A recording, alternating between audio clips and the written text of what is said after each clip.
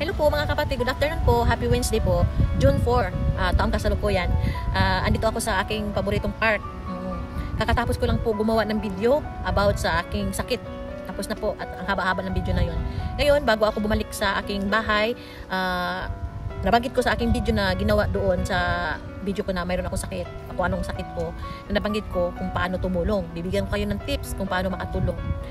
Mga kapatid, ang pagtulong sa kapwa, sa pamilya o kanino man, wala yan sa mahirap o mayaman, may pira o wala.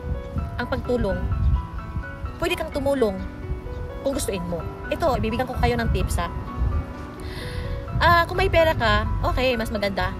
Mas maganda, mabilis ka lang makatulong pag may pera ka. Pag wala ka naman pera, pag gusto mong tumulong, ito gagawin nyo po, mga mahal kong kapatid. Ito. Kung ikaw ba may cellphone, ikaw ba may computer o ano pa mang dala mo dyan ngayon, pwede kang makatulong po sa iyong kapwa kahit wala kang pera. Ang gagawin nyo lang po, ito. Kasi, ako kasi, 3 yung cellphone ko ngayon na gumagana. Yung 2 cellphone ko, pag mayroong wifi, gumagana yon. Yung pangatlo, ito yung dala-dala ko kung saan ako pupunta. Ang ginagawa ko, kasi nga hindi ako makatulong about sa financial, ang ginagawa ko po, ito po ang ginagawa ko. Ang advice ko lang po sa inyo, na parang gusto nyo makatulong, kung nanonood kayo ng YouTube, punta kayo doon, ang panuorin nyo po, yung mga vloggers. Ang panuorin nyo po, yung mga vloggers na tumutulong din. Na ang content nila ay tumutulong. Kagaya kay Sir Paul, Bugong Biyahero, mga ganun. Pero, ito na lang po a-advise ko sa inyo mga kapatid, para talagang makatulong kayo. Manood kayo ng mga vloggers. Aray, malakas ang hangin po, kaya naano yung video ko. Manood kayo ng mga nagbablog, na yung panuorin nyo po, yung nagbablog na tumutulong din. Na, di ba marami na mga vloggers na mga content na tumutulong sila, yun ang pipiliin nyo po. Yun ang pipiliin nyo po. Parang, kasi nga, pag pinanood nyo po ang video nila, malaking tulong na sa kanila na yun. Lalo na kung i-share nyo. Ayan, manood kayo sa video nila, sa content nila, manood kayo at i-share nyo. Tapos, kung gusto nyo mag-comment na rin kayo. Kasi alam nyo po, yan, malaking tulong yan sa kanila, yung mga vloggers. Di ba? Yun na po ang isang tips na ibibigay ko sa inyo kung paano tumulong na walang pera. Yun po. Yun po ang gagawin nyo para makatulong kayo sa kapwa nyo. Kung gusto nyo lang makatulong. Di ba? So, panoorin nyo lang tapos i-share nyo ang ano nila, yung mga binablog nila. Kasi, pag ginawa nyo po yun, dagdag kita nila yun. So, pag nakakita sila, nakasweldo sila, makakatulong sila, di ba? Ganun lang yun. Oo. Kaya kung gusto nyo tumulong, ako kasi, nanonood ako kahit hindi ko pinapanood. Ino-open ko lang yung cellphone ko. Oo. Kasi wala akong time manood eh. Eh di pag nasa bahay ako, ino-open ko yung cellphone ko, eh di, ibig sabihin, malaking tulong sa kanila yun. Yun ang ginagawa ko. Oo, sa aking sarili. Para sa aking sarili, ganun, ginagawa ko. Malaking tulong na yan eh. Kasi nga, sabihin mo, wala kang time, mayroon ka namang wifi, o i-on mo yung cellphone mo. Pero guys, ito lang po ang advice ko po sa inyo. Piliin niyo po ang mga, wag na po kayong doon sa mga, alam niyo po na marami ng mga sponsor, yung mga, hindi lang ako magbabanggit ha, wag naman kayong kung gusto niyo mag-sponsor sa mga vlogger, piliin niyo po mag-sponsor sa mga vlogger na walang nag-sponsor. Wag po kayong mag-sponsor doon sa vlogger na yon na marami nang nag-sponsor sa kanila. Para sa akin kasi mga kapatid, pinipili ko po yung naghanap kasi ako ng mga vlogger na yung mga walang masyadong nag-sponsor sa kanila. Kasi nga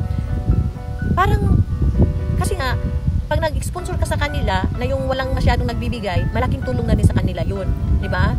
Kaya mga kapatid, mag-sponsor din kayo sa mga vlogger na yung walang nag-sponsor, malaking tulong yan, matutuwa sa inyo si Lord. Oo. Kung hindi nyo naman kaya magbigay ng sponsor, panoorin mo sila. Oo. Kaya sabihin mo wala kang time, i-on mo yung cellphone mo. Oo, malaking tulong po yan. Ayan po ang ma-advise ko po sa inyo. Eh di, pangalawang tip ko po, paano kayo makatulong? Alam niyo po, makatulong po tayo sa pamamagitan ng advice.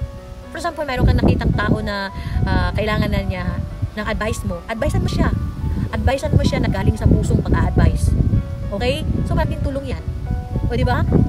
Yung pagtulong na yan, di ba, hindi kailangan ng pera? Puhunan mo lang laway. O, di ba? Basta, kayo ko lang po sa inyo, pag nag-advise po kayo sa isang tao, yung galing sa puso.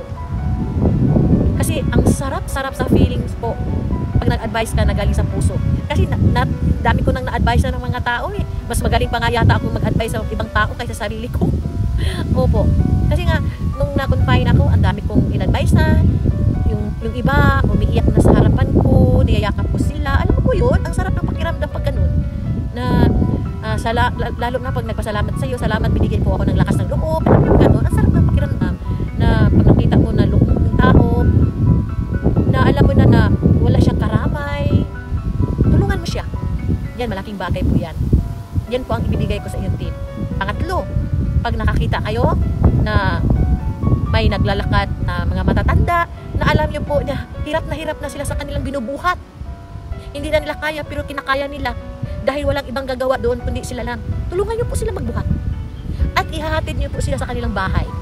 Yan po, malaking tulong na rin yan. Di ba walang pera ang doon? Ayun po ang tip ko sa inyo, tulong na hindi sa pamamagitan ng pera. Basta makakita kayo ng mga kahit hindi matanda o ano ba yan dyan. Oo, tulungan nyo magbuhat. Tapos kung nakakita kayo na mga taong nahirapan na sa mga for example, nagtitinda sila, no? Nagtitinda sila. Tapos tawag nito, nakita niyo na walang bumibili. Tulungan niyo po sila. Magtawag kayo ng customer.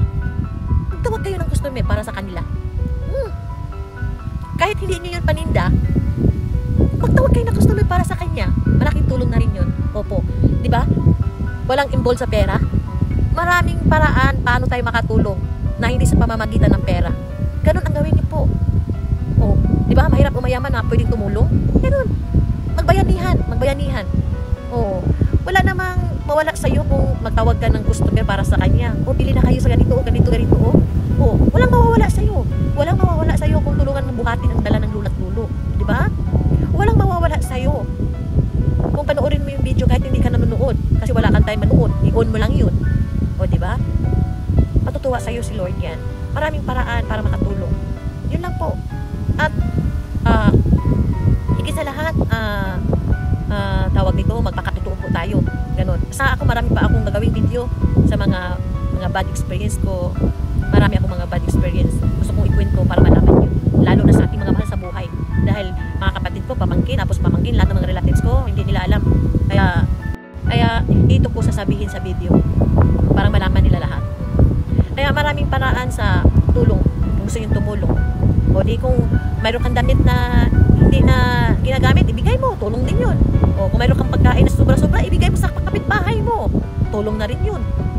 Kung ano man ang sobra sa'yo, mga kapatid, kung ano mang mayroon ka dyan, itulong mo.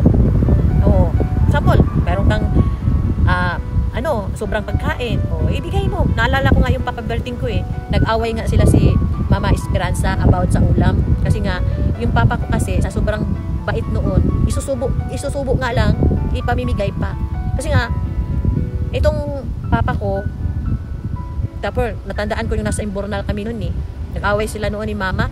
Pero, 2 beses lang yata nangyari yun na nagalit si Mama kasi nga, yung ulam na para kinabukasan, ibinigay ni Papa sa kapitbahay. Kaya hinanap ni Mama na sa ulam, sabi ni Papa, binigay niya sa kapitbahay. Sabi ni Mama, ano ka ba sing? Ano ka ba ting?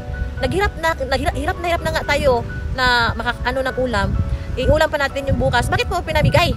Sabi pa ni Papa, naku sing, busog na tayo, nakakain na tayo. Samantala yung kapitbahay natin, wala silang bigas o ulam na. Ayaw ba no?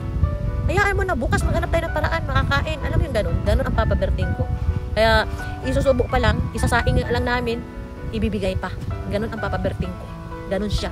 Kaya namana ko ang ugali ni Papa Berting. Namana ko sa kanya.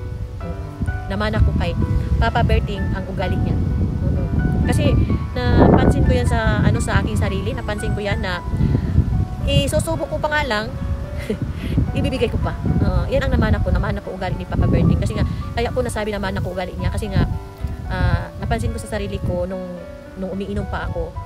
Pag nalasing ako, natutulog ako. Ganon din si Papa Berting, natutulog. Pero yung nanay ko, pag nalasing yun, hindi yun natutulog.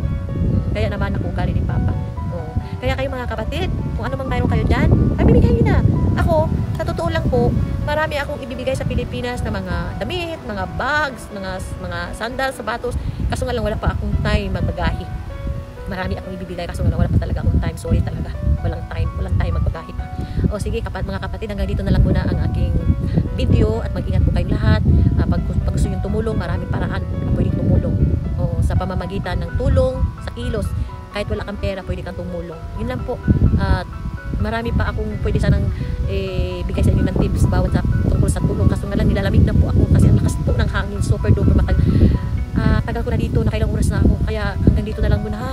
Kaya go lang kayo sa buhay. Pag gusto nyo tumulong, tulong kayo. Yun lang. Kasi porque wala kang pera, hindi ka pwede tumulong, pwede kang tumulong. At yun lang po. Yun lang masasabi ko. So ingat kayo. I love you guys so much. Bye for now. Oh my God, sobrang lamig talaga dito. Ang lakas ng hangin. Ito po ang crown ko. Ayan, 7 o'clock na. Maliwanag pa rin. Ayan na ang aking Juan. Hi, sweetie, my love. Ay, Juan ko. Ay, naku, marami ng insekto. Grabe. Alis na po ako. Okay, guys. Thank you for watching. Ang lakas ng hangin. Nakita niyo po yan, oh. Ang lakas ng galaw. Ayan, oh. Ay, gumagalaw sobra. Ay, lakas talaga ng hangin. Hangin na kanina, walang hangin. Oh, sige, guys. Thank you for watching. Bye, everyone.